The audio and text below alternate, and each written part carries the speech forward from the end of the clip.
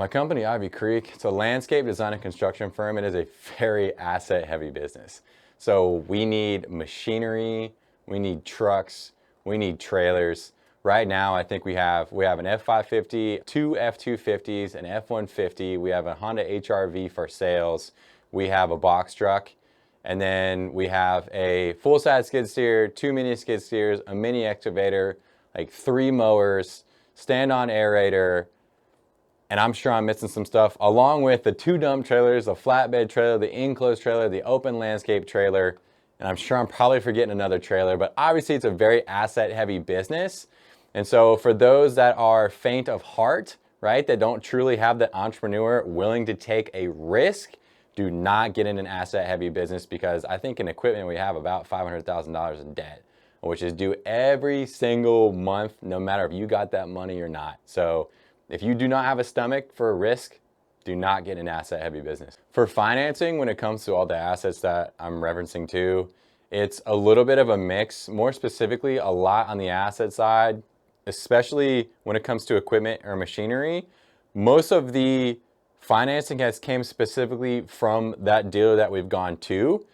And a key is knowing that what they bring to you up front is never the best that they can actually provide for you.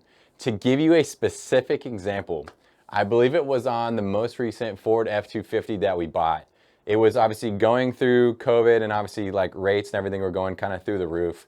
But they brought to me, I think it was a finance rate of like at first like 12%, like a 12% finance rate. And I looked at that paper, I handed it right back and said, this ain't happening, right? I'm heading out.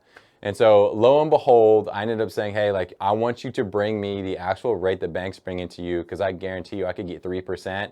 And within the next 5 minutes, guess what rate they brought out? 3%. And so therefore, never take the first rate that someone brings to you. So far, I've gone directly to the person that we purchased the equipment from.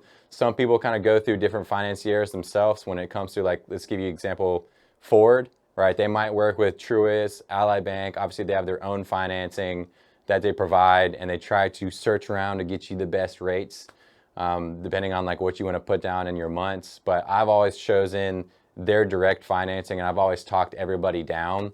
Something super cool about the construction industry when it comes to equipment, when I'm thinking Caterpillar, I'm thinking Bobcat, most of these companies actually offer 0% financing, and in a lot of cases, 0% down. So you can actually literally get the piece of equipment and roll for nothing, and you're not going to be paying anything over top of what the actual equipment costs. That being said, you should still talk about seeing what best they can do on the piece of equipment, because I'm sure there's always a little bit of room.